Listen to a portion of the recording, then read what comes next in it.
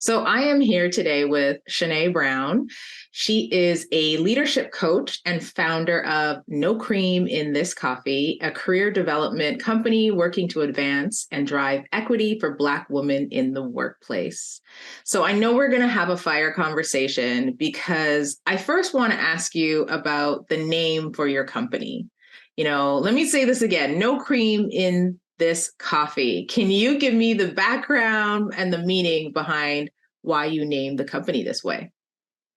I wanted to send a message of like the world that I wanted to see going forward. So I started No Cream in This Coffee in 2020, just putting out inspirational content. But I really wanted to send a message that Black women don't have to shrink themselves. We don't have to filter ourselves. We can show up in this world being our bold and most unapologetic selves. So that's what No Cream in This Coffee means, like showing up boldly, being your unapologetic self and not feeling like you have to filter or shrink yourself to appease others.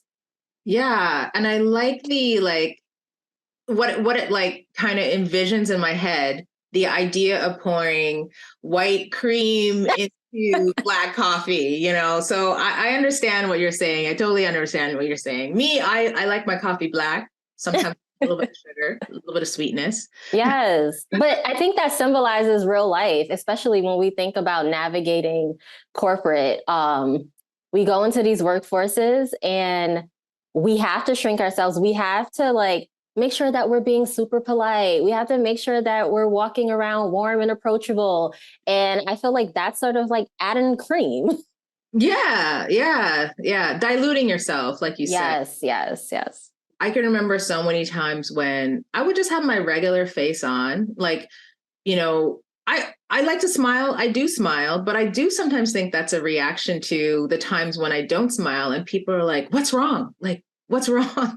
Mm. And yeah, to just put on a face or to like little dilute yourself in order to be in these spaces sometimes can really wear, especially on black women. Yeah, it's the permanent smile, so you're not called angry or aggressive. Exactly. I mean, even from like well-meaning family and friends, they give us a lot of advice. Maybe one of them is to smile more. Some of them it's keep your head down, just do the work and don't worry, they'll notice you. In what ways do you think that this is bad advice? I actually think it's terrible advice. I wouldn't just call it bad. I think that advice has been passed down from generation to generation, right? And when we look at what's happening in the world and in the workforce, we have boomers in the workforce, we have Gen X, we have millennials, and we have Gen Z. So if we keep passing down this message, and what I love about Gen Z as well as millennials, because Gen Z is not going to get all the credit for shaking up the table. That was millennials first.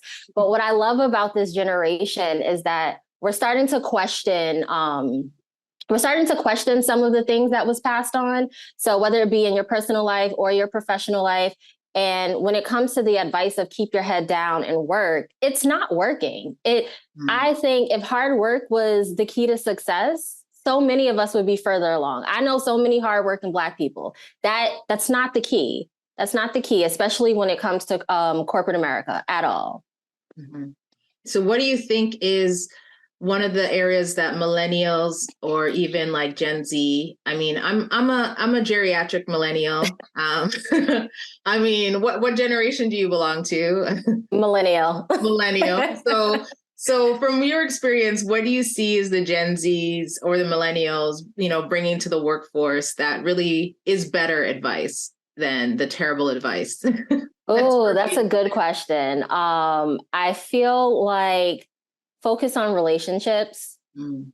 When we do look at the previous relationships, the previous generation, sorry, they focused more on performance. And I would say if you're Gen Z, you're millennial, or if you're in the workforce period, focus on building relationships and building authentic connections. The reality is that people want to work with those they know, like, and trust, period.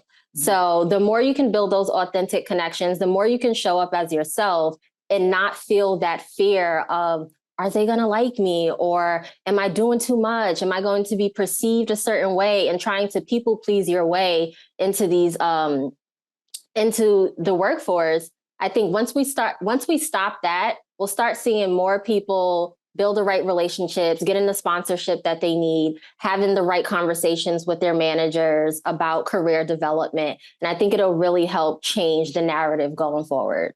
Mm-hmm, mm-hmm. Have you heard of Carla Harris? Carla Harris? Yes, yes. Yeah. I got a chance to see her speak once, and she talked about performance currency versus relationship currency, and that's what you're telling me, I think, in what you're saying. And just really quickly, she was like, finance. She's in finance. I'm in finance. So she was saying performance currency. You give $1, you get $1 back, right? It holds its value. But relationship currency, you put $1 into relationship currency and it will pay you back $5, as an example. Like, it keeps paying because, to make an investment there, it's not just people who you are working for, but what other people are seeing in you. She's like, first, Absolutely. you got to have the performance currency. But absolutely, performance first. You want to give people something to talk about. Exactly. You want them talking about good things. Right. Let's be clear. So in terms of like those, technical skills that you need to perfect, or those performance skills that you need to perfect, what are the other skills that you think? I mean, you talked about it a little bit, but what are the other skills if you're an individual contributor to a team and you want to be team leader? What are other things that you need to look at? I think first, look at how you're leading without formal authority.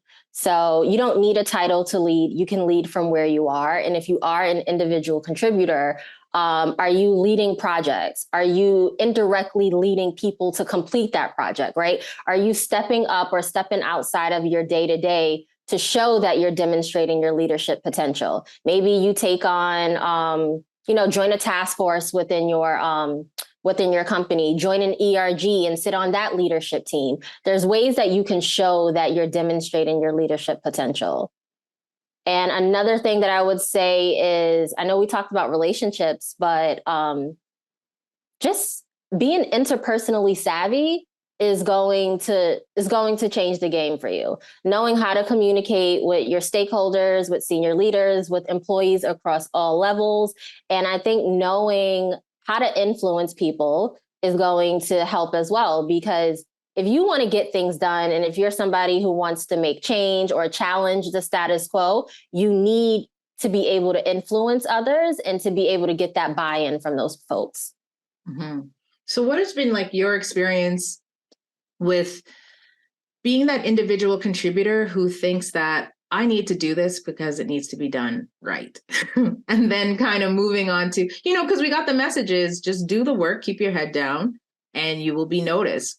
And if you're moving now more into persuading and influencing, what are the ways you think you can get out of your own head and take that first step towards developing those other skills?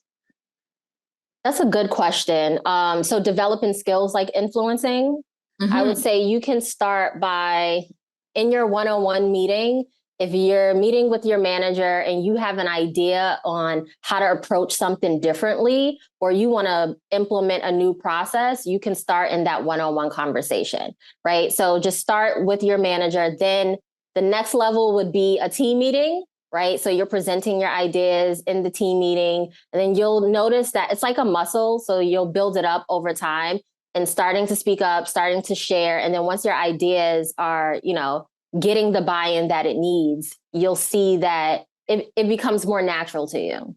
Because I really think, like, especially as Black women, as Black people, it's hard to like actually, one, speak up, make sure that you're speaking up in certain circles without maybe being labeled as aggressive or being labeled as doing too much. And then to turn around to really think about cataloging everything you've done and then touting it, showing it to your manager and what you've been doing. So maybe just before I go on to like maybe thinking about how do you tout your accomplishments, I just want to dig a little bit deeper into building that relationship and building that muscle to give feedback. You talked a little bit about in your one-on-one with your manager. How can we ensure that we have really good relationships with our manager and that we are persuading them and influencing them? Yeah, I think it starts with, like with any relationship, you have to start to build trust. And that trust comes from genuinely getting to know people. So if you're in a conversation with your manager, you may want to ask them more personal things to get to know them. I think that really helps build rapport.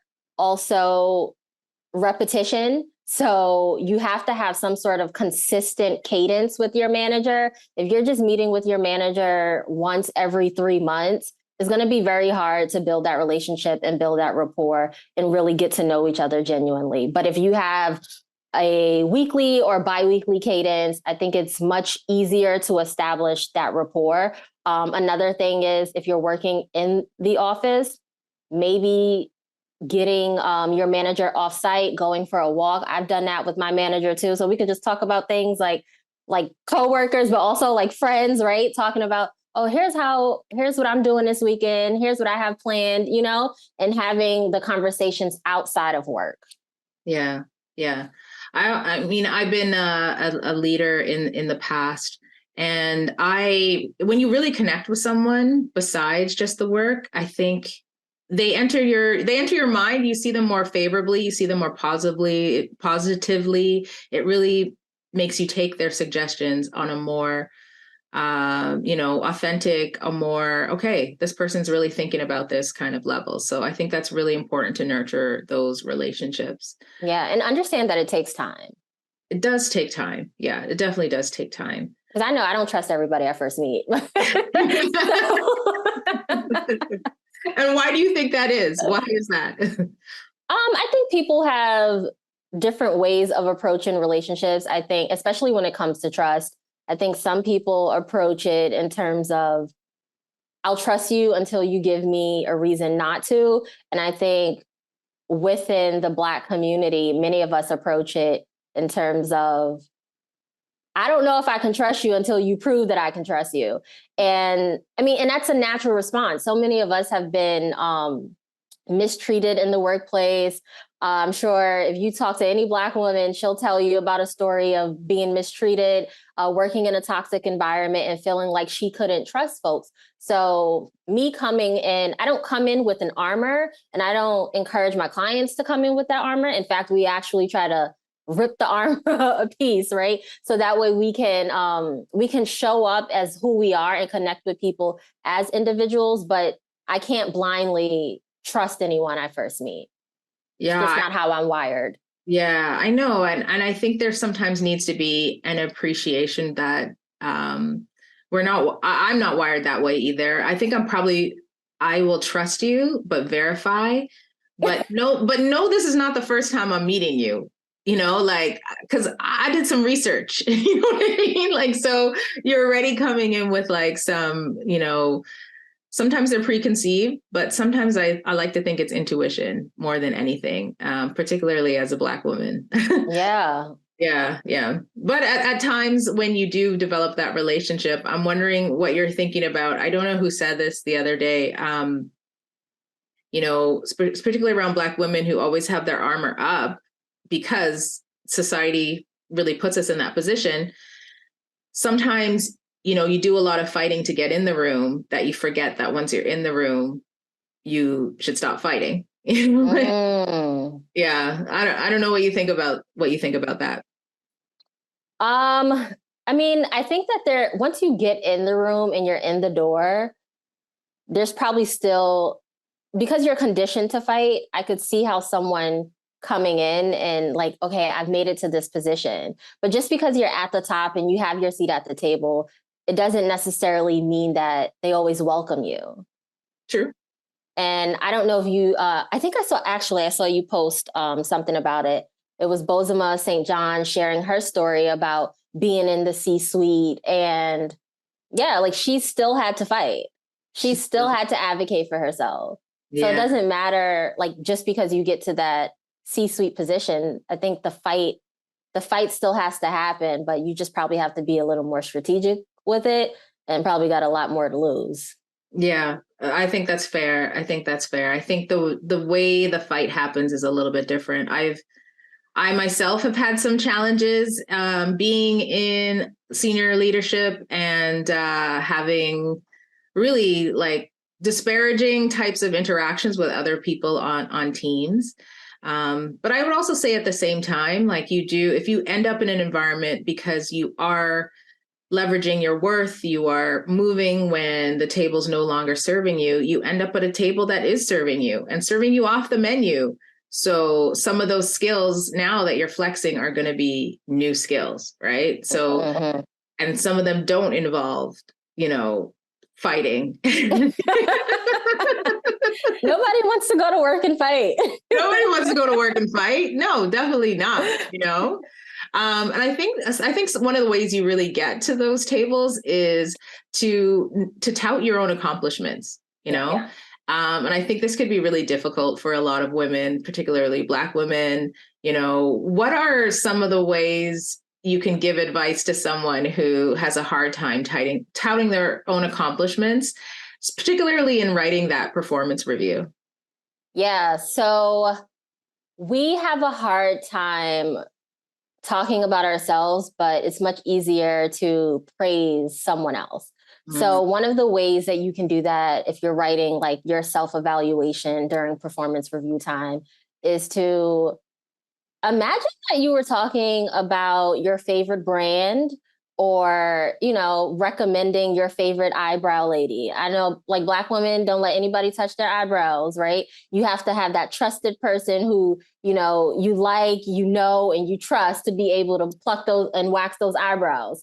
So I think it's important. Must say that is a very great analogy because I have to pencil in my eyebrows after too much waxing, too much plucking. But anyways. It's okay.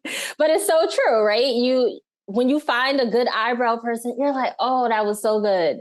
And you recommend that person who you like to others because you trust them. So it's the same thing with you. Like it's not your favorite brand, but it's your professional brand, which should be your favorite brand, to be honest. So when you are writing your performance evaluation, like think about it from that perspective. Like, what would I say to a friend who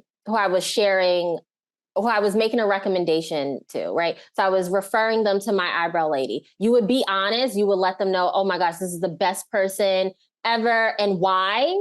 Mm-hmm. But you'll also probably say, oh, here's what you would look out for. So it's the same thing with your performance evaluation because you're going to talk about your accomplishments, but then you're also going to say, okay, so here's the development areas as well. And I think being honest with yourself, about what you've accomplished as well as where you need to develop will show your manager like this person is self-aware and back it up with data, right? So don't just say, oh, this eyebrow person is the best. You say they're the best because, I was in and out. It only took me 5 minutes to get these eyebrows done and I came out looking flawless, right? So back it up with data. That way it's easier for your manager to buy into that because you have the data to back it up. And please do not leave your performance evaluation up to your manager to just come up with what they say. Because we all know that some of the feedback that we receive isn't always accurate. Mm-hmm. Yeah. So many things you said there that I want to go a little bit deeper in. One of the ones, I'll start with the last one because I can't remember the first one. But in the last one, like, don't leave it up to your manager to write your feedback. And I also would say to that, don't leave it till the end of the year in order to tout how well you're doing and to collect data on that performance review. Like, I think if anything is on that performance review and it's a surprise, like it's new things, no. None of that stuff should be new. I agree. And I always recommend keep a brag sheet. So anytime you cross off a goal, you accomplish something, you got some really great feedback about a presentation, about a project, update your brag sheet. Mm-hmm. Update it. And I would recommend updating it in the moment or at least quarterly. So you're tracking what's happening, what you've accomplished, what you've learned throughout the year.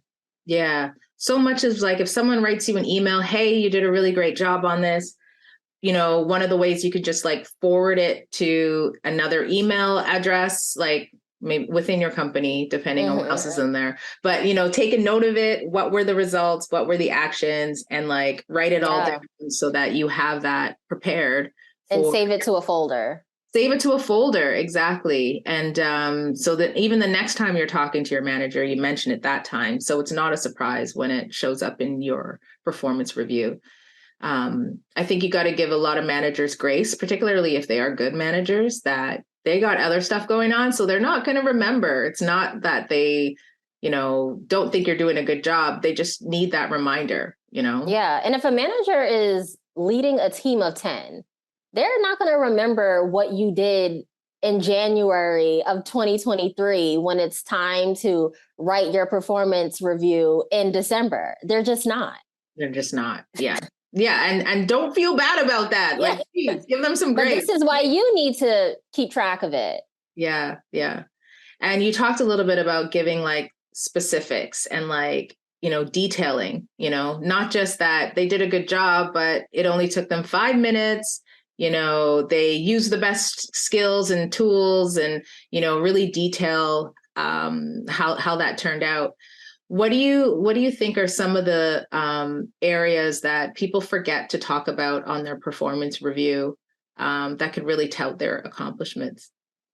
I think people focus on the activities as opposed to the impact. And what I mean by that, like, let's say you are an executive assistant, right? So you may say, oh, I scheduled a bunch of meetings for the leader that I'm supporting, managed travel, but don't really talk about the impact of that. So I remember I was working with an executive assistant, and we were talking about how to prepare for the performance review, right?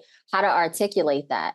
And when I was like, you're really a relationship broker, because if you, as the executive assistant, are not building that relationship with another C-suite executive assistant, your principals or your senior leaders cannot do their job effectively. So I need you to start thinking about the level of impact that you're adding to this company.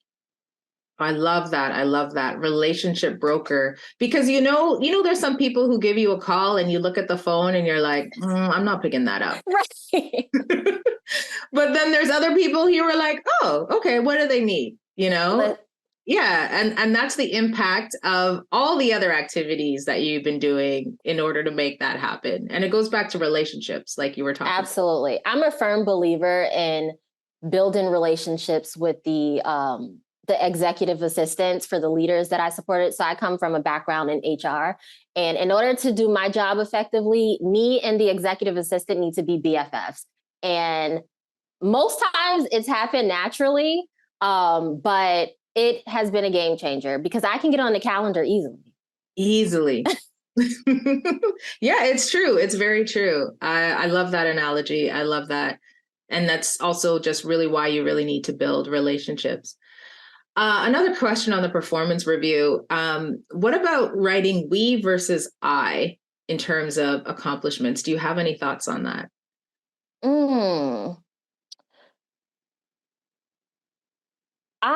I personally would write I. I can't say what everyone else would do. But if it's not a team goal and it's an individual performance goal, I'm talking about me. And what did I do, right? Mm-hmm. If I'm being assessed on a team activity, then I'm going to talk about we. But if I'm being assessed on my individual performance, and most times you are, so when you're handing out bonuses, they're not saying, hey, here's $20,000 for you to split with the team, right? Right. They're assessing you on your individual performance. So I probably will focus on me.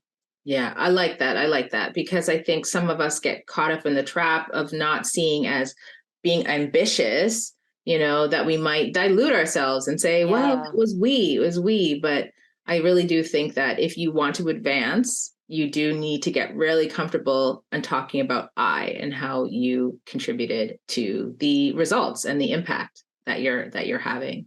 Yeah. And just because you're talking about yourself in that moment doesn't make you less of a team player. Yeah. And I think So that's I think we have to separate that. we definitely do. And a lot of the times I don't necessarily think it's the person who wants to write it's the audience that's receiving it and how they perceive Black women. Because in my particular instance, like I said, I prefer my coffee black, sometimes with a little bit of sugar. But if the coffee is nice, I don't need no sugar, And to me, that translated in the workplace. I was speaking up at meetings. I was going after promotions. I was cultivating my teams and making sure that not only was I advancing, but they had opportunities to advance as well, too. And it really got me in the mode where I really didn't need that much approval, particularly from my manager, cultivated trust, established on results. However, with peers, in doing like 360s, one of them in particular was basically gave me the feedback that I was, in coded language, too aggressive, and it was not a good scene, and, this is obviously a stereotype, like literally a stereotype, not only a woman who is succeeding, but a Black woman is that. And this particular gentleman, he was, I guess he's white, but I guess Italian in background. And just the stereotype that he was labeling me as, I took it to heart, and I'm just wondering about how do we, in the spirit of fighting, address these stereotypes in the workplace? I think my answer to this question is it's going to be a little surprising because I personally feel like we don't need to fight it. And the reason why I say that is because we have fought so much. And right now, I think I am at the point personally of accepting if someone is committed to misunderstanding me, that's just what it's going to be. Mm. So I think it causes a lot of extra work for us to come into the workforce and try to convince other people, like, please don't see me how you see everyone else.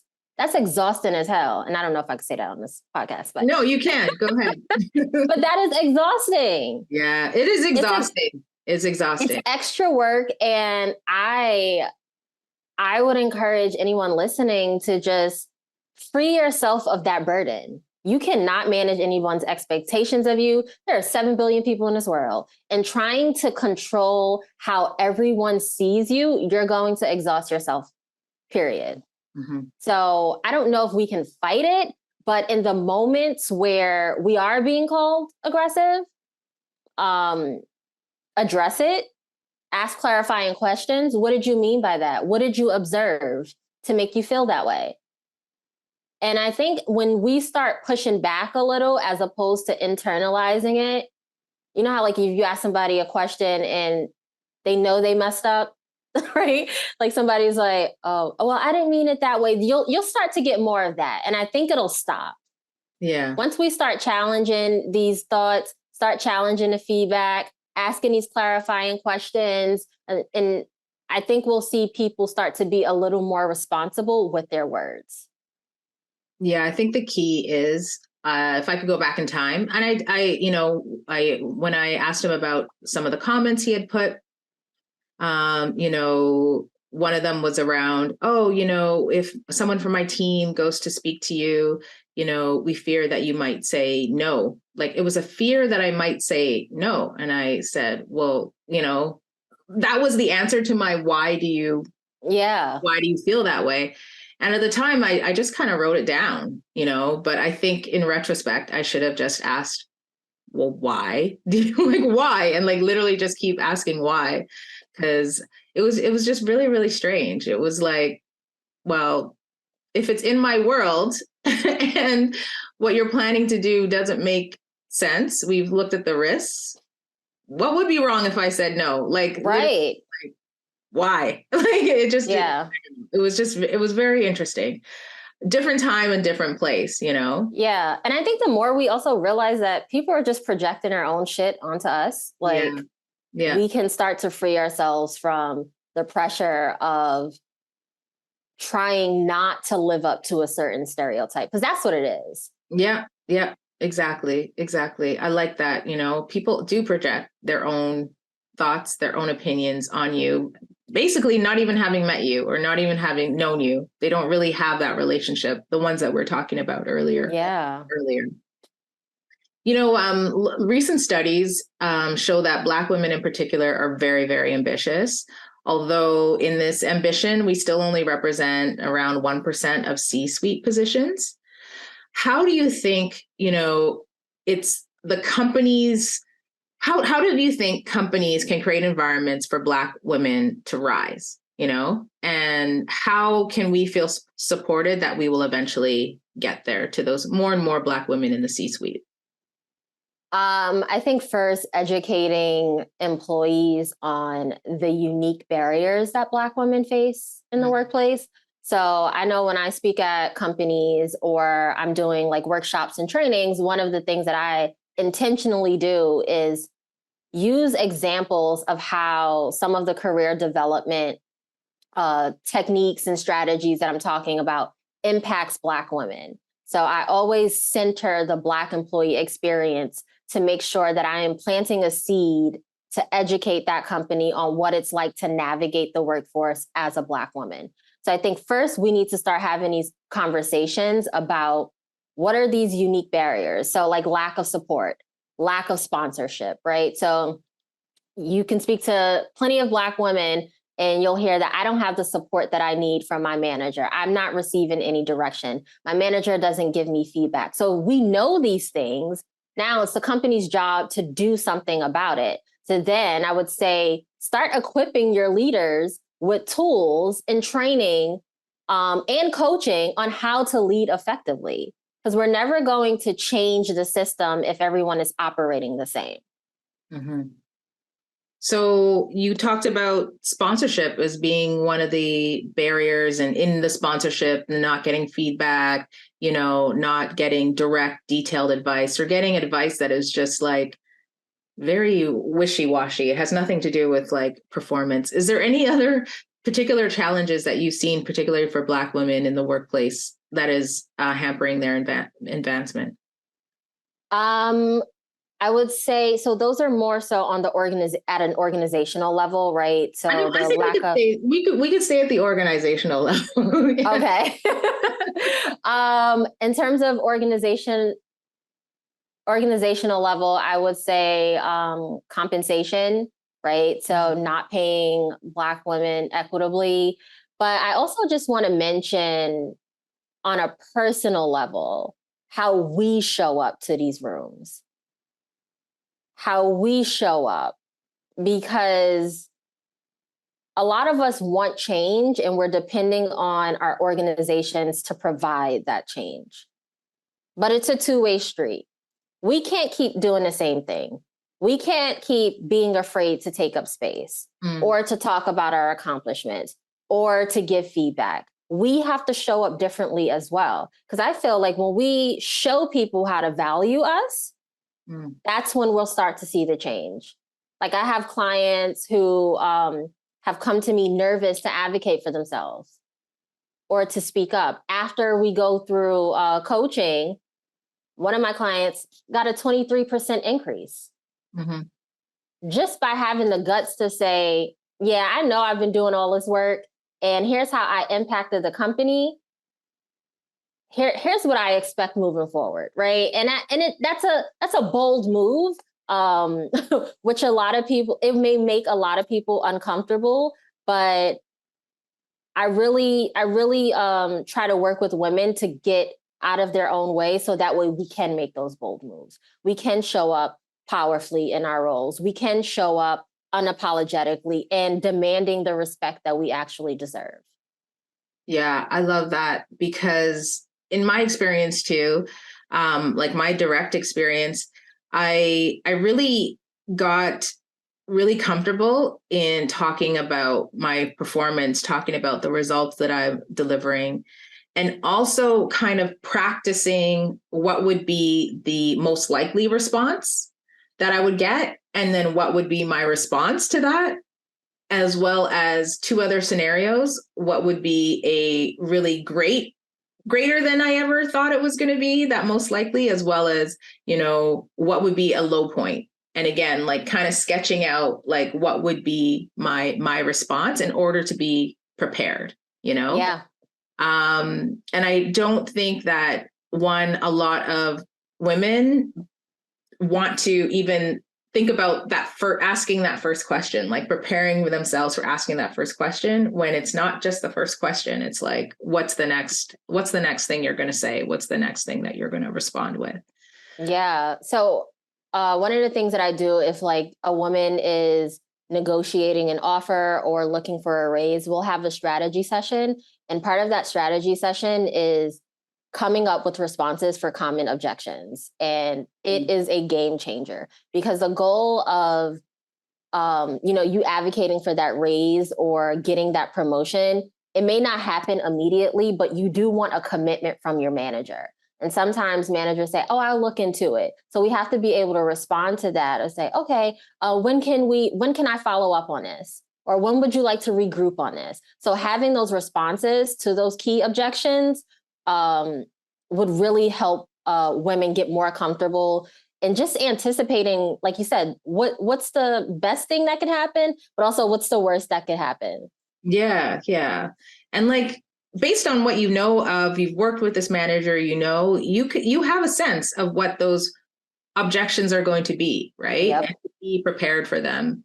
And I like what you said about, getting out of there with a commitment. It might not be a commitment for today, might not be a commitment for tomorrow, but when can we put this in the calendar? I'm wondering about what happens when that date that's put in the calendar, it comes and it's like, well, let's think about this even later. I get the sense that a lot of Black women in particular that I talk to, I always tell them, like, you are too loyal. You are too loyal. Like when is that?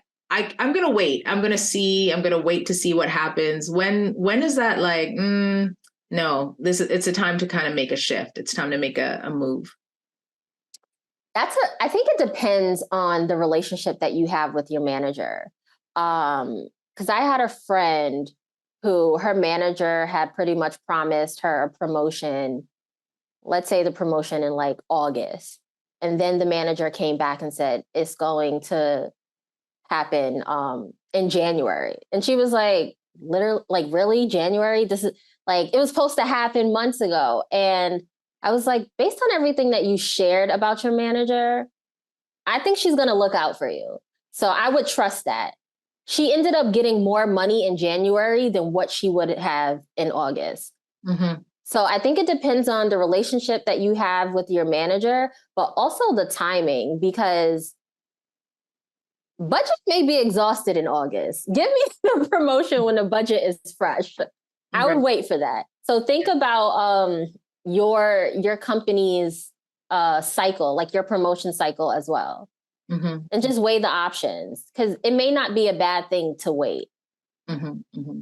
Okay, as long as you're getting compensated. Exactly. As long as you're getting compensated for that wait. Yeah. And I think it depends on like your style too, like, or what's important to you. Because I know someone would say, I'm not waiting. I'm gonna find another job and leave, or I'm gonna find someone to counter offer and then present that to the manager. Whatever works for you. I also just want to point out that it's not always a bad thing to wait for your moment. Okay. All right. So yeah, I really think that's being loyal to people who deserve that loyalty, like, so Yeah. in that analysis, yeah, she trusted her manager. You got her to see that this manager is trying to make things happen for her. Mm-hmm. I think that's loyalty is not misplaced, but right. But if you don't trust your manager, then you may want to start doing you may want to start. Yeah. Just start looking. And speaking of starting things, you have something called the Healing Hour. Can you tell me about what that is and why did you start it? Yeah, so the Healing Hour is a community conversation where we get together and talk about the experiences and challenges that Black women face in the workplace. So some of the barriers that we were talking about, like lack of sponsorship, support, imposter syndrome, all the things, like really having these open and honest conversations about what it is to be Black in the workforce. And the reason why I started it was because so many of us are the onlys. Mm, We can't talk about certain things with our peers or sometimes even our family members. mm. Because I know I've worked with clients and they're like, my family keeps telling me, well, girl, you got a good job. Like, it's nothing to complain Just about. suck it up, like they're paying you that money, you keep your mouth shut. You know how many people would kill to be in this, but like we hear all these things from our family members, and people always don't understand what it's like to be a Black woman in corporate. Yeah. So I started the Healing Hour to create that safe space for us to share what we're going through, talk about these things, but then also, okay, we're not going to stay stuck. We're not going to, stay down. Like, how do we overcome it? And share tips, share different techniques, but really give Black women a safe space to have these conversations. Mm-hmm, mm-hmm. I love that. I love that. Yeah, because if you're the only one in your organization, no one to talk to, and at home, they're telling you, I don't know what you're making good money. Don't rock the boat kind of a thing, Why would you ever want to leave that? You got good benefits. Yeah, So to have a place where you can talk through these things, I think is so important. I think even more and more we're focusing on mental health and destigmatizing a lot of, mental health issues. And it's not about a mental deficiency. You don't want to get there. You want to be healthy. You want to talk about these things. You want to get these things instead of being bottled in, talked about and addressed. Yes. And also feel like, oh, wow, I'm not alone. Yeah. Like Yeah. there's other people going through this too. And I think that's what the Healing Hour represents because it's such a shared experience. I mean, it's kind of sad when you think about it. Like, damn, so many Black women go through the same thing. It's kind of sad, but when you are doing it in community, it feels more empowering. Like, oh, I heard this person dealt with it and this is how they handled that situation. Mm-hmm, mm-hmm. It gives you more courage to say, you know what? Maybe I can have that conversation with my manager. Mm-hmm. Yeah, I love that. Yeah, in community, it is empowering. It'll get you to move forward on some of the things that you want to do, right? Absolutely. Absolutely. I had a conversation with someone recently and because we had the Healing Hour last week. And it happens every month, but we had it last week and someone was sharing like, I felt seen. Yeah. I felt so seen in that moment. Yeah. So it's really good. So if anyone's listening, definitely sign up for the Healing Hour. So yeah, I'm going to drop the link to signing up for the Healing Hour in the show notes. You'll have it on the website page, and definitely look into it because yeah, we need that community. We definitely need that community because more than ever, I was looking at like tons of articles, saying that Black women are starting more businesses than ever before, but it's because a lot of them are exiting the workforce because of a lot of the things that we've been talking about here and turning to entrepreneurship. Maybe share a little bit about your story and also talk about what skills can you take from work if you want to make a smooth transition into entrepreneurship.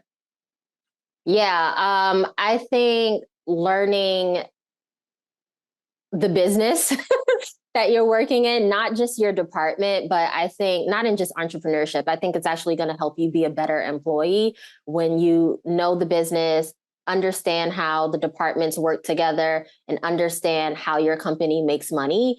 I think that is going to set you up to be a really great business owner. Um, in terms of transitioning, so I'm a pretty organized person. I kept I keep a same sort of schedule. It's not a 9 to 5. It's more like a 10 to 3, 10 to 4. But I keep a schedule, and no one is on my back to like schedule meetings or I got to show up. So I think being disciplined in that really helps as well. Um, Also, this is gonna sound so simple, but taking lunch, like making sure that you're not just working. You don't want to come out of your 9 to 5 and then go into entrepreneurship feeling stressed, feeling overwhelmed, feeling burnt out. So making sure that you're taking breaks as well. Mm-hmm. Yeah, I think you could easily get burned out and swamped when, especially when it's one or the other, right? You can get swamped just working all the time. You forget to eat, you forget to sleep well, exercise, all that kind of stuff where you're like, I'm going to do this as a part of, being successful in my day job. But now that you're working on your own, it might kind of fall to the wayside. Yeah, it's easy to get lost in the day because you're like, oh my gosh, I have to do this, I have to do this, because the company's not established yet. Mm-hmm. You have to establish the company. So Yeah. you're putting in so much effort, so much energy. And before you know it, it's like it's 10 o'clock at night. And you're like, oh my gosh, I didn't eat. I didn't eat. Yeah. And the opposite too, right? Like I like that you talked about like scheduling your day, like being organized, still treating it like this is a job, the hours are 10 to 3, 10 to 4. This is when we work, So Yeah. I think that's important too, because sometimes you can, whether or not it's like a 10 to 4 or a 12 noon to 8 or something, like Yeah. organizing it so that you've established, okay, this is when we work and this is what it is. Yeah. And doing it, organizing your day around the times you feel most productive. So I have like a work block from 10 to 12:30 where I don't take meetings because I know that is my time to strategize and to execute. So I'm really good in the mornings. Like I wake up super early. Anything after 4 p.m., it's just not going to happen. It's going to have to wait till the next day. So if I need to concentrate, I'm not scheduling anything at that time. Yeah. Me, I'm a late person. Like, so I probably would be like a 10 to 6. Okay. I'm like a 10 to 6 kind of a person. But some days I'm like, it's like I've had dinner, but like inspiration just kind of hits me late, Yes, and I'll yes. just like go do some stuff. And I keep my Mondays as my CEO day. So Okay. no client meetings on Monday. We review the numbers, whether they be, analytics, whether they be dollars, whether it's, okay, how do I want to think about what I want to talk about next month and how should it be marketed? Yeah, I keep my Mondays for working on the business as opposed to being in the business. Oh, that's awesome. I think my day is Friday, so I don't have, Friday. yeah, because I can wrap up, I can reflect, and then head into the new week. Yeah. Very cool. Very cool. So can you tell us a little bit about, why you started this business? Because you used to be an employee, right? Climbing the ranks, and now Yeah. a business owner. Yeah. So I started No Cream in This Coffee. And honestly, I did not have a plan when I started it. So please do not take business advice from me at that time, because I started it with an idea. I said, I need to do something that integrates personal and professional development. There's a lot of healing that needs to happen within a Black community. And there's also skills that we need to learn in terms of soft skills, but more so from a place of not teaching us how to be more like white men, if that makes sense. No, I'm like, I hear you. I'm like, how do we do it in our way and in a way that's going to work for us, in a way that's going to advance us, but not cause more stress? So that was my idea.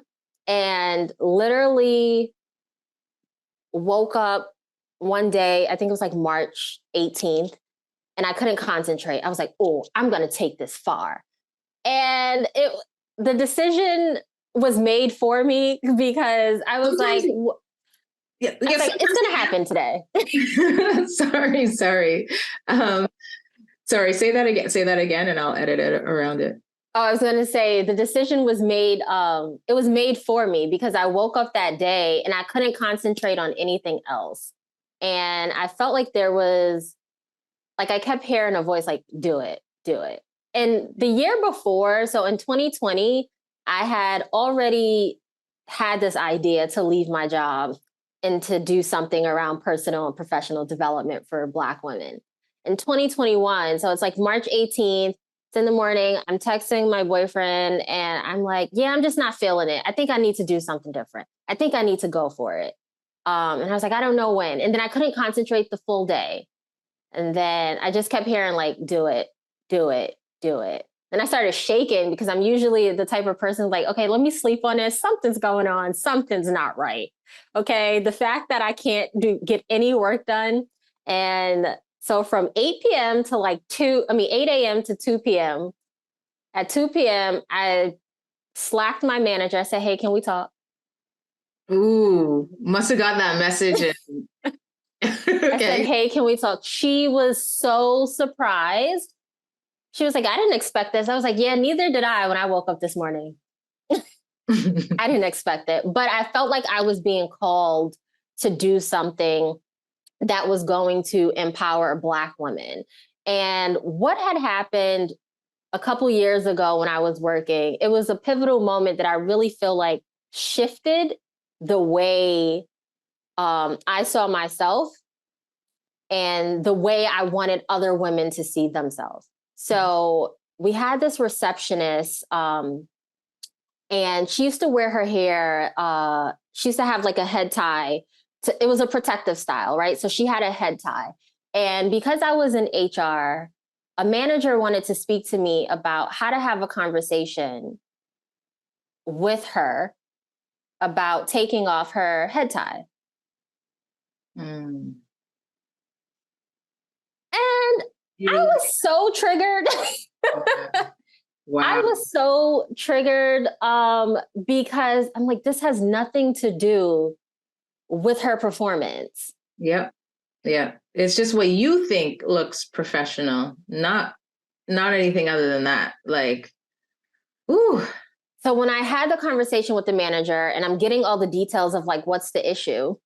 The manager said something that stood out to me and was like, well, I come to work every day. I would never come to work with my dark circles showing or my without makeup. And I was like, okay, so you're projecting your standards onto someone else. This has nothing to do with the job. So because I am in HR, I pretty much told her if a man was in a position, you would not tell a man to do anything with his hair or to wear makeup. So we shouldn't be having we shouldn't be having this conversation. Or wear a toupee or something. Right?